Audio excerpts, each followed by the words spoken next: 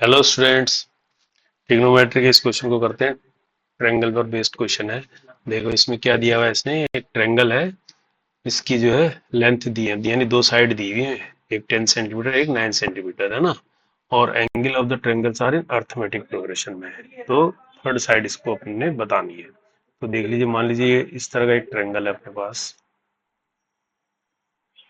ठीक है, एक ट्रायंगल है, मान लीजिए इसको मैं नेम दे देता हूँ ए बी सी ट्रायंगल है। ठीक है, तो इसके एंगल भी, ये ए एंगल है, ये बी है, ये सी है, ऐसे मान लेते हैं। तो इसमें क्या मानते हैं, जिस एंगल को मानते हैं उसके सामने की साइड को हम ए लेते हैं, बी एंगल के सामने की साइड को बी लेंगे और सी के सामने की साइड को सी।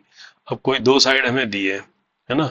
कोई भी दो साइड मान लीजिए, ए मान लो, ए इक्वल टू 10 दिया है और बी इक्वल टू 9 दिया है, मान लो सी अपने को निकालना है। ए मान लो ना, ये 10 हो गया, बी ये 9 हो गया, सी अपने को निकालना है। सी अपने को निकालना है, ये 9 दिया है। अब इसमें दूसरी बात क्या होती है, किसी भी ट्रायंगल के तीनों एंगल का टोटल कितना होता है, A plus B C equal to 180 होता है। तीसरा क्या बोल रहा है, ये angle A B and C ये काय में है, आर इन एपी में, अर्थमेटिक प्रोग्रेशन में इसका एंगल है ये। ठीक है ना, ये अर्थमेटिक है, तो इसका मतलब क्या है, इसका मतलब ये है कि B minus A equal to C minus B होगा। ये तो होगा अर्थमेटिक प्रोग्रेशन में, इन दोनों का सेकंड टर्म से फर्स्ट टर्म जाएगा या थर्ड टर्म से सेकंड टर्म जाएगा, वो तो कॉमन डिफरेंस आएगा। या फिर इसको ऐसे ही बोल सकते हैं, बी इजिकल टू क्या होता है, A plus C upon two होता है ना।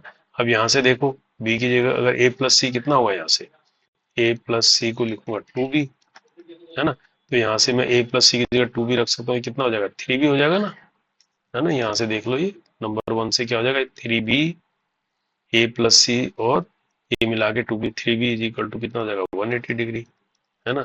तो बी इज इक्वल टू कितना है, थ्री सिक्स 60 डिग्री। तो कहने का मतलब ये वाला एंगल मेरे पास 60 डिग्री आ गया, है ना। अब एक लगाते हैं, हमने सी निकालना है, तो ये पता लग गया 60 डिग्री, लगाओ लॉ ऑफ कोसाइंस बोलते हैं, है ना। ये पता है, जिस एंगल को लेते हैं, मान लीजिए हमें कोस भी पता है तो कोस भी ले लेते हैं, कोस भी लेंगे तो इसके सामने की इस साइड माइनस हो जाएगी, बाकी पॉजिटिव रहेगी, ए स्क्वायर प्लस सी स्क्वायर माइनस बी स्क्वायर, ये फार्मूला बन जाता है अपन टू ए सी। ठीक है ना, ये फार्मूला बन गया। तो कोस बी की जगह हमने कोस क्या रखा, 60 डिग्री, और ए स्क्वायर 100 हो गया, प्लस सी स्क्वायर अपने को निकालना है, और बी स्क्वायर 81 हो जाएगा अपॉन टू ए सी, टू इंटू ए 20, है ना। और सी अपने को निकालना है, कोस 60 की वैल्यू रख देंगे, कितनी होती है 1/2, है ना। और इधर 100 में से 81 गया, कितना होगा 19, यानी सी स्क्वायर प्लस 19 अपॉन कितना हुआ 20 सी। क्रॉस मल्टीप्लाई कर देंगे तो क्या आ जाएगा, इधर आ जाएगा 20 सी, इधर आ जाएगा 2 सी स्क्वायर प्लस 19 टू जा 38, है ना। तो ये तो टू से फिर कट जाएगा, इसको और छोटा कर दो, यानी इसको हम 10 सी लिख सकते हैं, इसको सी स्क्वायर प्लस 19, ये तो हो गया ना ये।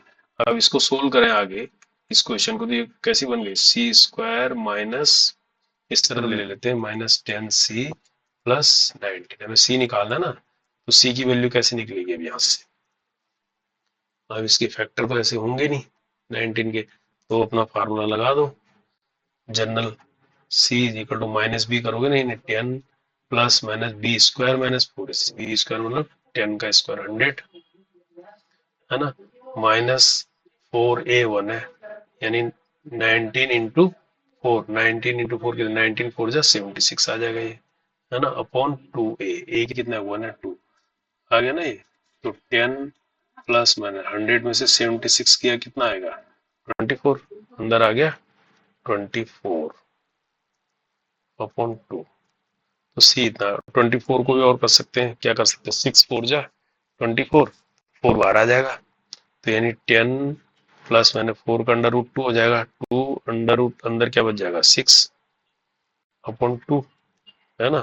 तो इस 2 से दोनों डिवाइड हो जाएंगे, 5 आ जाएगा, प्लस माइनस अंडर रूट 6 आ जाएगा। तो ये आ जाएगी तीसरी साइड, है ना, जो कि देखो इनसे छोटी होगी, क्योंकि बड़ी साइज तो यही है, 5 में प्लस √6 जोड़ोगे या √6 माइनस करोगे तो भी छोटी आनी है। तो ये इसका आंसर हो जाएगा सी साइड का। ठीक है, ओके, थैंक